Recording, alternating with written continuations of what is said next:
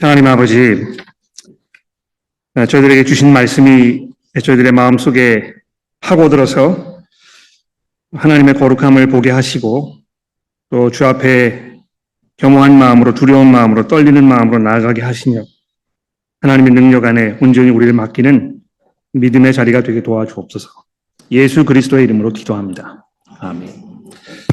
자, 오늘 예레미야 시리즈의 5번째 시간입니다. 다음 주에는 이제 우리가 21장부터 24장을 살펴보면서 예레미야서의 이제 반환점을 돌게 될 텐데요. 오늘 말씀이 반환점 가기 바로 직전에 있어야 할 아주 중요한 그런 말씀이라고 생각을 합니다. 아주 젊은 나이에 부름을 받은 예레미야에게 하나님께서 내가 내 말을 내 입에 두었노라 이렇게 말씀하시면서 그를 남왕국 유다에게 선지자로 보내셨습니다. 그리고 그에게 이 유다라는 나라를 뽑아버리고 파괴하며 또 넘어뜨릴 것이라는 말씀을 전하게 하셨다는 것입니다.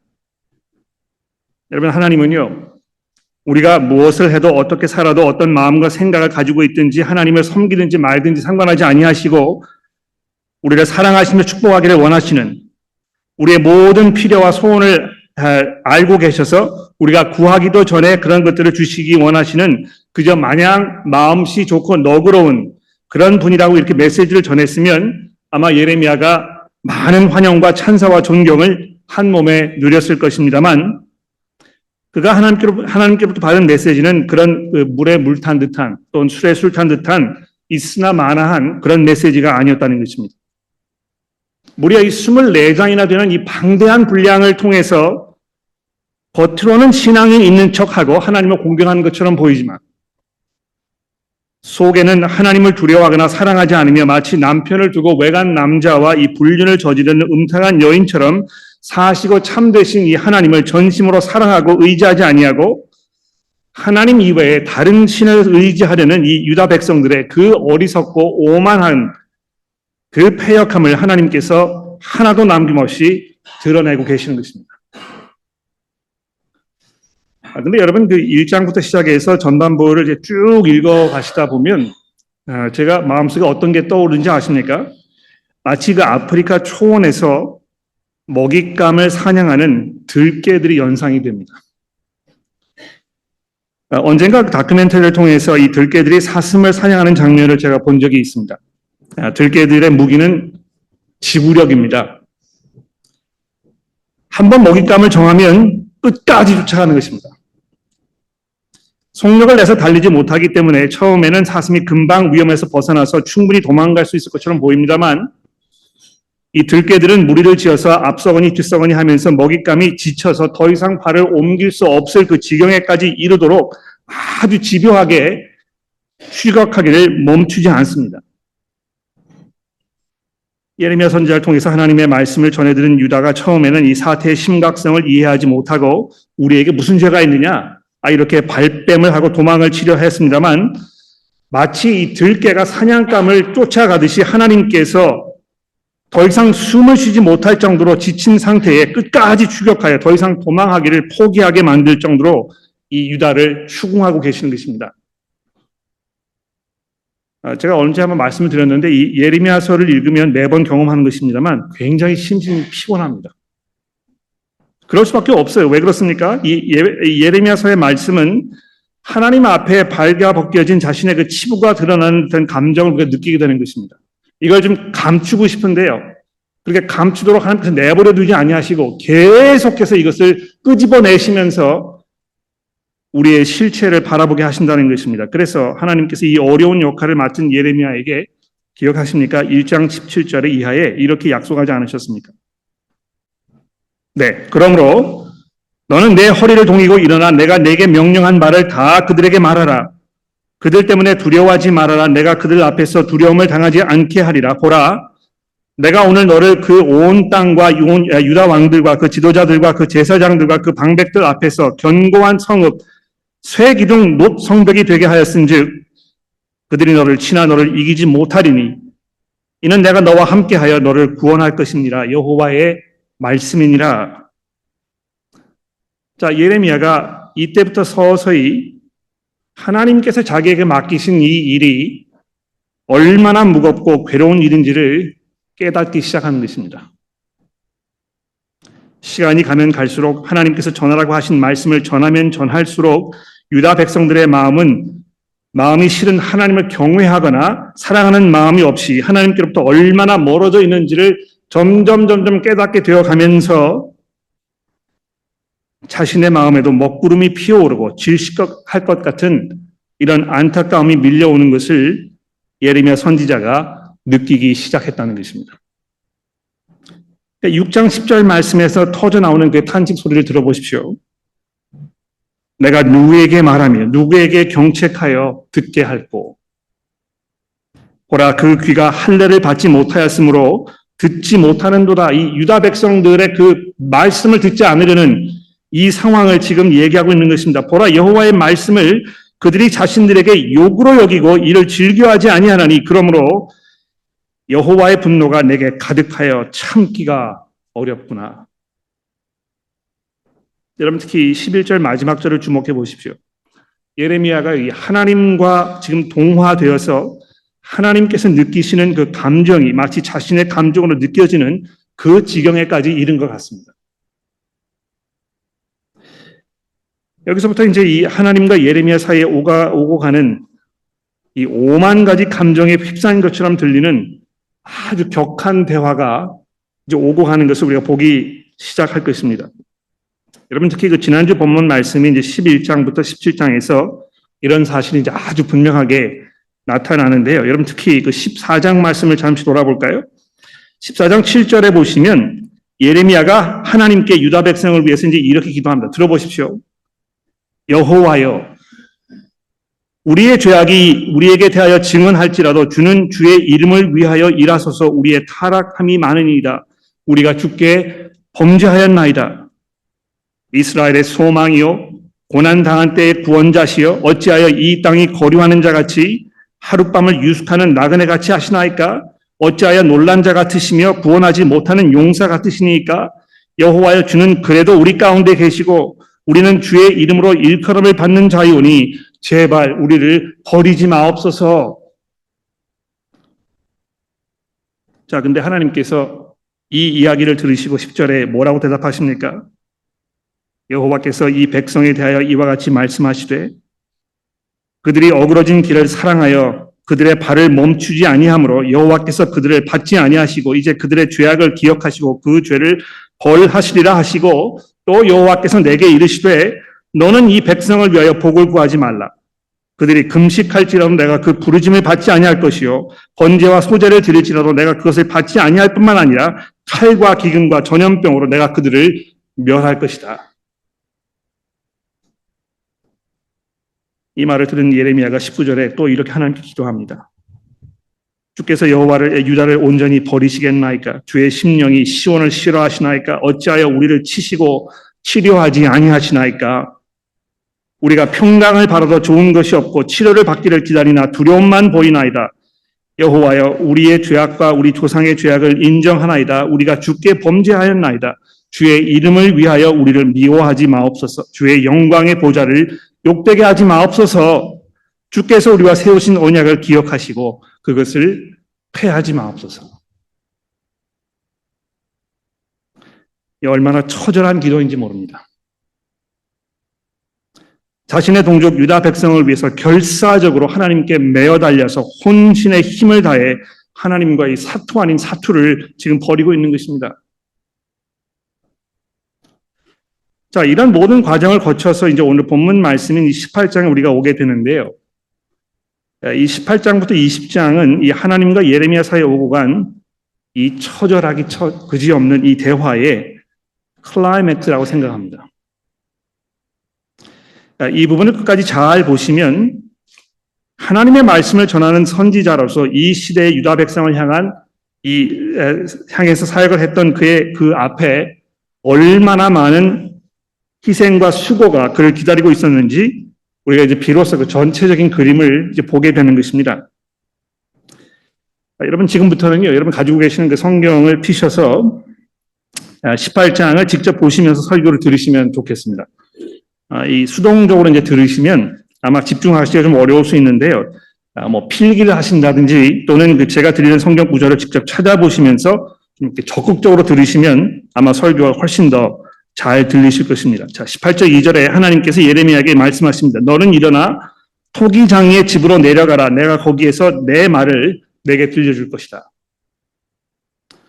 토기장이는 진흙을 빚어가지고 그릇을 만드는 사람이죠. 왜 하나님께서 거기에 가라고 말씀하셨는지 들어봅시다.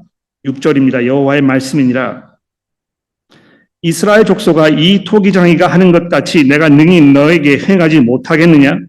이스라엘 족속아 진흙이 토기장의 손에 있음 같이 너희가 내 손에 있느니라. 이 마치 토기장이가 진흙을 자기의 의도에 따라서 이렇게 빚기도 하고 저렇게 빚기도 하여 마음에 맞는 그릇을 만들 권리가 그에게 있는 것처럼 하나님께서 유다 백성들을 자기 의도하신 바에 따라서 이렇게 하실 수도 있고 저렇게 하실 수 있다는 점을 예레미야를 통해서 유다 백성에게 말씀하시려고 그를 토기장에게 보내신 것입니다. 계속해서 말씀하십니다. 7절을 보십시오. 내가 어느 민족이나 국가를 뽑거나 부수거나 멸하려 할 때에 만일 내가 말한 그 민족이 그의 악에서 돌이키면 내가 그에게 내리기로 생각하였던 재앙에 대하여 뜻을 돌이키겠고 내가 어느 민족이나 국가를 건설하거나 심으려 할 때에 만일 그들이 나 보기에 악을 행한 것에 대하여 내 목소리를 청종하지 아니하면 내가 그에게 유익하리라고 한 복에 대하여 뜻을 돌이킬 것이다. 그러므로 이제 너는 유다 사람과 예루살렘 주민에게 대하여 말하여 이르기를 여호와의 말씀에 보라 내가 너희에게 재앙을 내리며 계책을 세워 너희를 치려하노니 너희는 각기 악한 길에서 돌이키며 너희 길과 행위를 아름답게 하라 하셨으나 그들은 말하기를 이는 헛되니 우리는 우리의 계획대로 행하여 우리는 각기 악한 마음이 완악한 대로 행하리라 하였느니라. 여러분 여기 12절에 유다 백성이 하나님께 내뱉은 이 말 우리는 우리의 계획대로 행하겠다. 우리가 각각 가지고 있는 이 마음에 원하는 대로 할 것이다 했던 바로 이 말. 나는 하나님께 종속되어 있고 싶지 아니하고 그분의 말씀에 귀를 기울이고 싶지 않으며 내 방식대로 내 마음대로 내 생각과 내 성향과 내 습관과 내 성격대로 그냥 살 것이라고 즉 하나님은 내 삶에서 사라져 버리시든지 아니면 저만치 멀리 떨어져 계시고 내가 부를 때만 내게 가까이 오시라고 하는 그 무례하고 이 오만한 그 마음과 생각이 담긴 바로 이 말. 바로 이것이 성경이 말씀하는 죄라는 것입니다. 그래서 이 죄는요, 이 외형적인 행동이기보다는 내적으로 품고 있는 그 마음의 태도를 말하는 것입니다. 누구든지 마음에도 없는 행동으로 사람의 눈을 속이기는 아주 쉽습니다. 신앙이 깊은 것처럼 좋은 믿음을 가지고 있는 것처럼 행세하기는 별로 그렇게 어렵지 않습니다. 아마 여러분과 제가 경험을 통해서 잘 알고 있을 거예요. 그러나 하나님은 어떤 분이십니까? 우리의 패부와 우리의 심장을 꿰뚫어 보는 분이 아니십니까? 그래서 15절 이하로 그들에 대해서 하나님께서 이렇게 말씀하십니다. 15절 보십시오. 무릇 내 백성은 나를 잊고 허무한 것에 분향하거니와 이러한 것들은 그들로 그들의 길 곧 그 옛 길에서 넘어지게 하며 곁길 곧 닦지 아니한 길로 행하게 하여 그들의 땅으로 두려움과 영원한 웃음거리가 되게 하리니 그리로 지나는 자마다 놀라서 그의 머리를 흔들리라. 내가 그들을 그 원수 앞에서 흩어버리기를 동풍으로 함과 같이 할 것이며 그들의 재난의 날에는 내가 그들에게 등을 보이고 얼굴을 보이지 아니하리라. 여러분 이 부분이 아주 중요한 부분입니다. 이 내용을 잘 들어보십시오. 하나님을 잊는 것 그리고 하나님 대신에 다른 것을 쫓거나 의지하려는 것 그것은 이것이 다른 신이든 돈이든 가족이든 내 자신이든 무엇이든지 간에 이 15절 16절에서 하나님께서 말씀하시는 것처럼 사람을 넘어지게 하거나 또는 그 사람을 곁길, 즉 길이 아닌 다시 말해서 가지 마야 할 길로 가도록 만들거나 그렇게 해서 그의 망가진 삶을 보는 사람들에게 두려움을 안겨주게 되거나 혹은 그를 보는 사람에게 영원한 웃음거리가 되게 하는 결과를 불러올 것이라고 하나님께서 경고하고 계신다는 것입니다. 뿐만 아니라 그 지경에 이르게 되었을 때 더 이상 하나님께서 그에게 손을 펴지 아니하시는 때가 오게 될 것이라고 아주 강력하게 경고하고 계신다는 것입니다. 결코 듣기 좋은 말이 아니죠, 그렇죠? 이것은 듣는 사람들의 옷깃을 여미고 마음을 가다듬고 자세를 바로하여 들어야 할 아주 심각하고 무거운 말씀입니다. 근데 이런 말씀을 전하라고 했던 하나님의 말씀을 들은 예레미야가 18절에 하나님 앞에 쏟아내뱉는 그의 울분의 이 절규를 들어보십시오. 18절에 하나님이여 그들이 말하기를 오라 우리가 꾀를 내어 예레미야를 치자 제사장에게 율법이 지혜로운 자에게 책략이 선지자에게 말씀이 끊어지지 아니할 것이니 오라 우리가 혀로 그를 치고 그의 어떤 말에도 주의하지 말자 하나이다. 여호와여 나를 돌아보사 나와 더불어 다투는 그들의 목소리를 들어보옵소서. 어찌 악으로 손을 갚으리까마는 그들이 나의 생명을 헤아리고 구덩을 팠나이다. 내가 주의 분노를 그들에게서 돌이키려 하고 주의 앞에 서서 그들을 위하여 유익한 말을 했던 것을 기억하옵소서. 여러분, 이 예레미야가 얼마나 억울했을까요? 예? 내가 이 백성을 위해서 하나님께서 그들을 향해 분노하게 하지 아니하시려고 내가 얼마나 노력했습니까? 내가 하나님 앞에서 얼마나 그들을 위해서 중보하며 하나님 앞에 그들을 변론했습니까?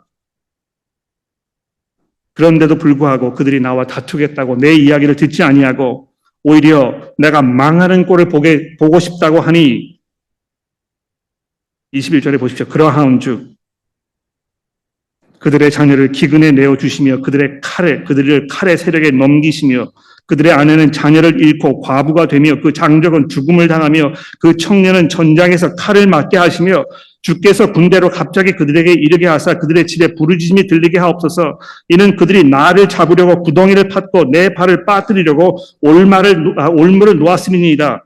여호와여 그들이 나를 죽이려 하는 계략을 주께서 아시오니 그 악을 사하지 마시오며 그들의 죄를 주의 목전에서 지우지 마시고 그들을 주 앞에서 넘어지게 하시되 주께서 노하시는 때에 이같이 그들에게 행하옵소서. 여러분 아까 그 6장 11절에서는요. 그가 자기 자신의 마음에도 하나님께서 유다 백성을 향해서 느끼시는 분노가 차고 넘친다 이제 이렇게 이야기했었다면 이 18장에 와서는요. 하나님께서 그들에게 제발 좀 저주를 퍼부으시면 좋겠다고 이야기하고 있는 것입니다. 제가 그런 글을 언제 읽어본 적이 있습니다. 누구에 대한 그 증오의 정도는 누구를 향한 그 증오의 정도는 그 사람에 대한 사랑에 비례한다 이렇게 되어 있습니다. 말을 듣지 않는 유다 백성들을 향한 그 안타까움과 하나님의 거룩하신 말씀이 땅에 팽개쳐 버리는 이 비극적인 상황을 보는 그 경악스러움 그리고 코앞에 닥친 신변의 위기를 느끼면서 마치 풍랑이는 바다에 작은 돛담배가 요동치듯이 그 마음이 걷잡을 수 없는 이 감정에 지금 휩싸이고 있는 이 예레미야의 그 마음을 여러분 헤아리시겠습니까? 이해가 되십니까? 하나님을 사랑하고 두려워하며 경외하고 찬송하며 그분을 예배하려는 마음이 간절하면 할수록 하나님의 말씀과 일심동체가 되고 그 말씀에 사로잡힌 바 되는 것이 성도의 일반적인 경험일 것입니다. 여러분들께서도 이 세상이 돌아가는 모습을 보면서 내 자신과 주변에 살고 있는 이들의 삶 속에 깃들인 이 죄악의 어두운 그림자를 느끼면서 절망과 안타까움으로 때로는 분노와 슬픔을 느끼고 계시지 않습니까? 그런 우리들에게 우리 주님께서 뭐라고 말씀하셨습니까? 심령이 가난한 자는 복이 있나니 그들이 천국이 그들의 것이며 애통하는 자는 복이 있나니 그들이 위로를 받을 것이다. 우리 마음속에 애통함이 없는 것은 아주 이상하고 비정상적인 일입니다만 그런 애통함이 우리를 억누를 때 하나님의 위로가 약속되어 있음을 기억하고 여러분과 저는 용기를 잃지 말아야 할 것입니다. 자, 근데 거기서 끝나지 아니하고요. 이 19장 1절에 와 보십시오.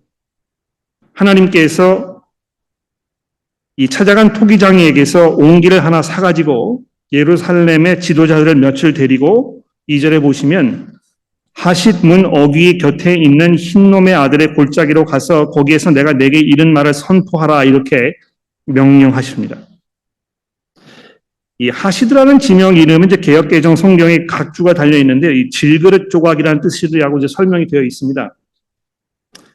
또 이 흰놈의 아들의 골짜기는 이 구약 성경에 보시면 여호수아서 이제 15장 8절, 여호수아서 15장 8절에 이제 가장 먼저 등장을 하는데 아마 이것이 예루살렘을 말하거나 혹은 예루살렘과 아주 근접한 그 골짜기를 말한다고 이렇게 설명이 되어 있습니다. 특히 열왕기하 21장 10절에 보시면 당시 바알에게 자기 자녀들을 제물로 바치는 이 끔찍한 행위가 벌어졌던 것을 이제 도벳이라고 하는데요. 거기와 아주 근접한 곳이었다고 이제 설명이 되어 있는 것을 보게 될 것입니다.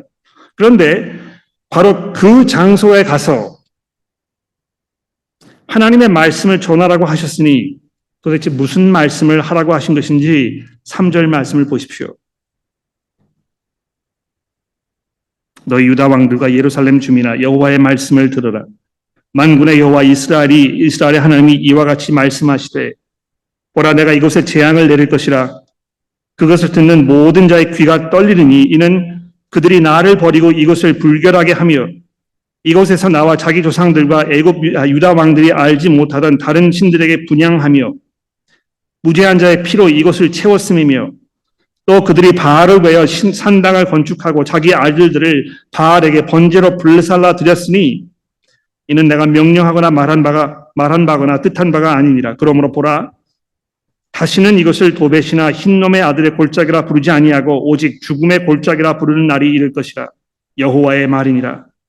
내가 이곳에서 유다와 예루살렘의 계획을 무너뜨려 그들로 그 대적압과 생명을 찾는 자의 손에 칼에 엎드려지게 하고 그 시체를 공중의 새와 땅의 짐승의 밥이 되게 하며 이 성읍으로 놀람과 조롱거리가 되게 하리니 이 모든 재앙으로 말미암아 지나가는 자마다 놀라며 조롱할 것이며 그들이 그들의 원수와 그들의 생명을 찾는 자에게 둘러싸여 곤경에 빠질 때에 내가 그들의 아들의 딸의 살을 먹게 하고 또 각기 친구의 살을 먹게 하리라 하셨다 하고 너는 함께 가는 자의 목전에서 그 옹기를 깨뜨리고 그들에게 이르기를 만군의 여호와께서 이와 같이 말씀하시되 사람이 토기장의 그릇을 한번 깨뜨리면 다시 완전하게 할 수 없나니 이와 같이 내가 이 백성과 이 성읍을 무너뜨리니 도벳에 매장할 자리가 없을 만큼 매장하리라.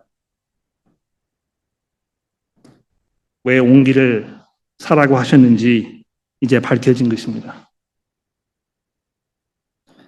이 진흙으로 빚은 이 그릇을 땅에 집어 던졌을 때 이것이 산산조각 나서 다시 이것을 원상 복귀할 수 없는 그 지경에 이르게 하는 것처럼 하나님께서 이 패역한 유다 백성들을 그냥 내버려 두지 아니하시고 산산조각 내시겠다고 말씀하셨다는 것입니다. 자, 이렇게 해서 오늘 아침에 봉독된 이 20장의 이 본문 말씀으로 이제 우리가 왔습니다. 사실 이 마지막 부분은 20장 1절이기보다는 19장 14절에서 이제 시작이 되고 있는데 여기 보시면 이렇게 되어 있습니다. 예레미야가 여호와께서 자기를 보내서 예언하게 하신 도벳에서 돌아와 그 흰놈의 아들의 골짜기 거기에서 이제 설교를 하고 나서 거기에서 돌아와 가지고 어디로 갔습니까? 여호와의 집들에 서서 즉 성전으로 이제 왔다는 것입니다. 거기에서 모든 백성에게 말하되 뭐라고 말했습니까? 만군의 여호와 이스라엘의 하나님께서 이와 같이 말씀하시되 보라 내가 이 성읍에 대하여 선언한 모든 재앙을 이 성읍과 그 모든 촌락에 내리니 이는 그들이 목을 곧게 하여 내 말을 듣지 아니함이라 하시니라. 자, 근데 어떤 일이 벌어졌습니까?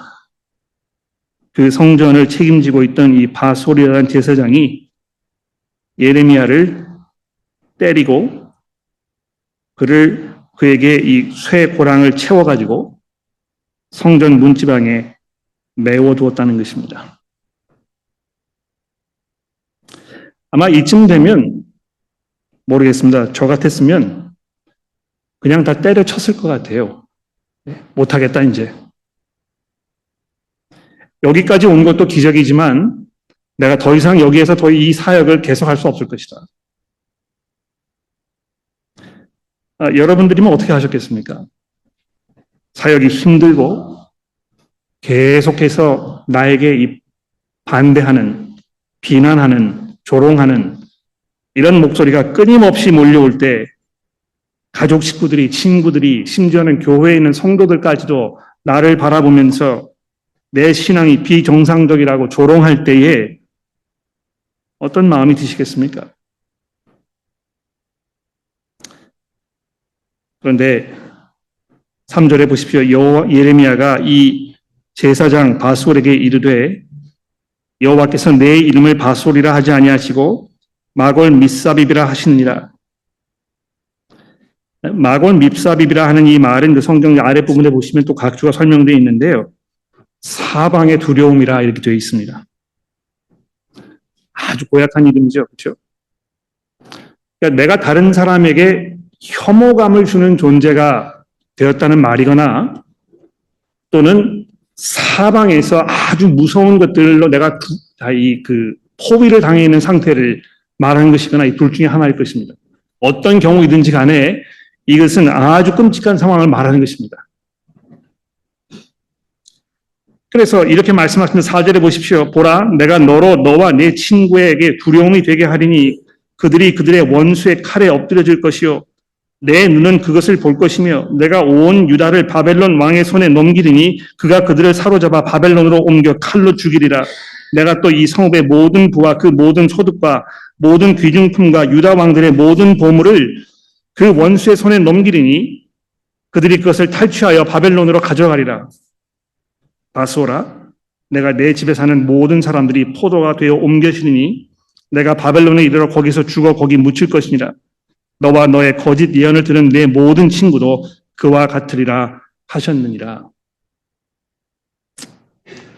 모르겠습니다. 이 예레미야가 이 말씀을 바수올에게 하면서 통쾌함을 느꼈는지 피눈물을 뿌리면서 이야기했는지 잘 모르겠습니다만 이 이야기를 들은 바수올은 아마 사색이 되었겠죠. 자, 근데 정말 중요한 것은 그 다음에 이어지는 예레미야의 이 탄식의 소리입니다. 7절 말씀 들어보십시오. 여호와여, 주께서 나를 권유하심으로 내가 그 권유를 받았사오며, 여기 이제 그 번역에 약간의 그 차이가 좀 있는데요.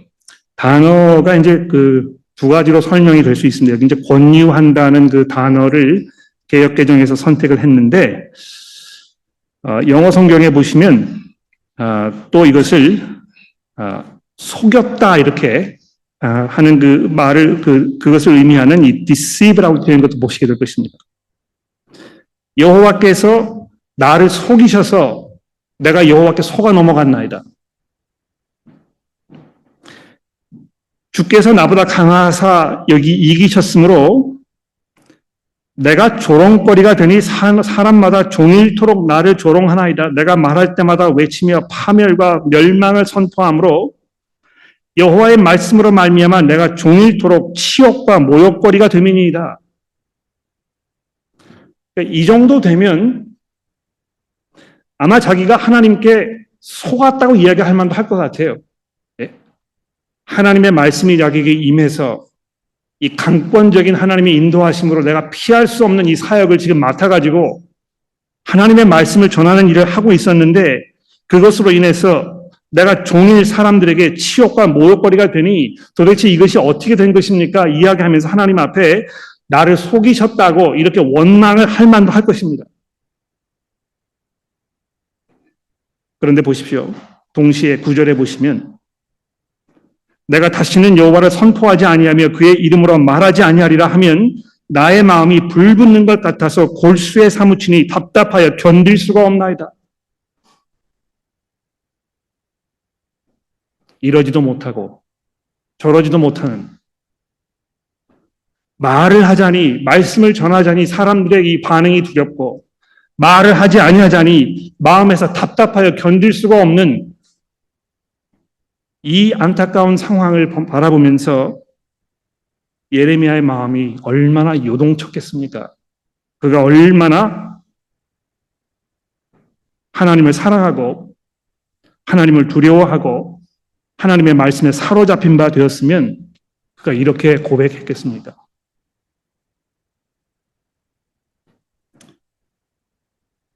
그러나 11절에 보십시오. 그러하나 여호와는 두려운 용사 같으시며 나와 함께 하심으로 나를 박해하는 자들이 넘어지고 이기지 못하게 할 것이오며 그들은 지혜롭게 행하지 못함으로 큰 치욕을 당하리오니 그 치욕은 길이 잊지 못할 것입니다. 의인을 시험하사 그 패보와 심장을 보시는 만군의 여호와여, 나의 사정을 주께 아뢰었사온즉 주께서 그들에게 보복하심을 나에게 보게 하옵소서. 예레미야가 자기의 믿음을 지금 하나님 앞에 고백하고 있습니다. 그러면서 13절에 여호와께 노래하라, 너희는 여호와를 찬양하라, 가난한 자의 생명을 행악자의 손에 구원하라 하셨습니다 하면서 하나님을 찬송하고 있습니다. 그런데 그런 후에 14절을 보십시오. 내 생일이 저주를 받았더라면, 나의 어머니가 나를 낳던 날이 복이 없었더라면, 나의 아버지에게 소식을 전하여 이르기를 당신이 등남하였다 하여 아버지를 즐게 하던 자가 저주를 받았더라면, 그 사람은 여호와께서 무너뜨리시고 후회하지 아니하는 성읍같이 되었더라면, 그가 아침에 부르짖는 소리 낮에 떠드는 소리를 듣게 하였더라면 좋았을 뻔하였느니 이는 그가 나를 태에서 죽이지 아니하셨으며 나의 어머니를 내 무덤이 되게 하지 아니하셨으며 그의 배가 부른 상태로 있지 아니하게 하신 까닭이로다. 어찌하여 내가 태어나서 고생과 슬픔을 보며 나의 날에 부끄러움을 보내는고. 예레미야가 찬송과 슬픔과 분노와 기쁨과 안타까움과 절망으로 계속 요동치는 것을 볼 수 있습니다. 제가 그 주보 맨 마지막에 만신창이가 된 믿음이라고 적어드렸는데요. 아마 예레미야가 이 순간에 정말 만신창이가 되었던 것 같아요.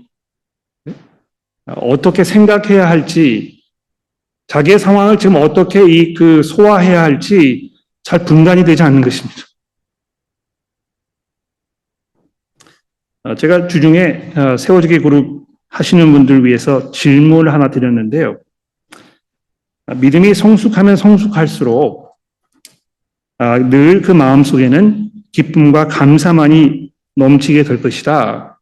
이런 말에 동의하십니까? 제가 이제 적어드렸는데, 적어도 그것은 제 경험은 아닙니다. 믿음 안에 살아가면 살아갈수록 하나님의 말씀에 대해서 점점 더 민감한 반응이 내 마음속에 일어나면 일어날수록 그 말씀을 통하여 비추어지는 이 세상과 내 스스로의 모습과 내 주변 사람들의 모습과 이런 것들이 용납하기가 어려운 것입니다. 때로 이것이 아주 절망적으로 내게 다가오고 마치 우리에게 무슨 구원이 있을까 하는 의구심을 갖도록 하게 한다는 것입니다. 자, 그런데 오늘 아침에 우리가 봉독한 이 고린도 후서에 있는 말씀을 좀 보시면 바울 사도가 이와 아주 비슷한 그런 상황에서 뭐라고 말씀했는지 들어보십시오. 고린도 후서 4장 7절입니다.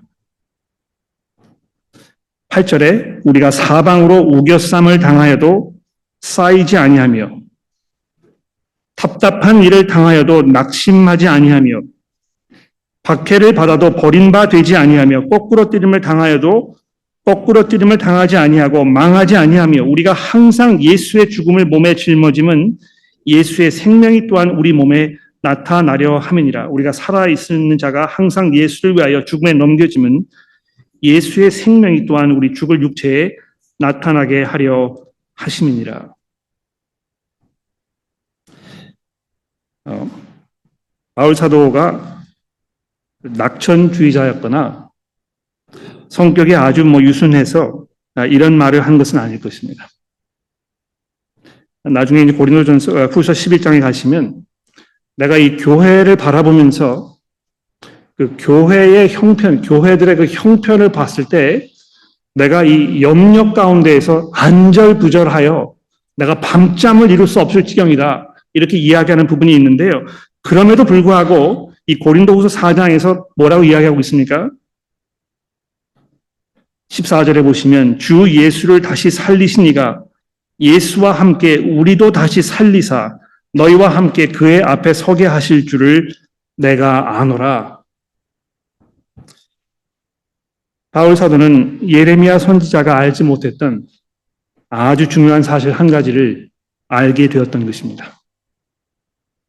이 온 세상의 주인이신 예수 그리스도 그분께서 부활하셔서 하나님의 보좌 우편에 앉으셔서 우리로 하여금 그의 이 부활의 능력에 동참하시도록 예비해 놓으셨다는 사실을 보면서 자기가 사역을 통해 겪는 그 모든 어려움과 그 고난과 고통을 감수하며 기쁨으로 인내함으로 이겨낼 수 있었다는 것입니다. 우리가 이 주변을 돌아보면 우리 형편을 바라보면 교회가 존속할 수 있을까? 앞으로 500년이 지나고 1000년이 흐른 후에도 교회가 이 땅에서 교회로서의 역할을 감당할 수 있을까? 아마 이런 의구심을 가지고 계시는 분들이 종종 있을 것입니다. 야, 교회가 계속해서 이렇게 하락세를 보이게 되면 언젠가는 이 교회가 소멸되지 않을까 하는 염려 가운데 계실지 모르겠습니다. 그러나 하나님께서 그렇게 호락호락하신 분이 아니라는 것입니다. 여러분과 저는 부활하신 그리스도께서 이 우주를 통치하고 계시는 이 새로운 시대에 살고 있습니다. 그리고 그 부르심에 우리를 동참하게 하셔서 우리도 역시 부활의 능력으로 우리의 삶을 살도록 하시는 하나님의 은혜 가운데 있다는 것을 기억하시면서 하나님의 깊은 위로와 평안을 누리시는 여러분들 되시기를 간절히 기도합니다. 기도하겠습니다. 하나님 아버지,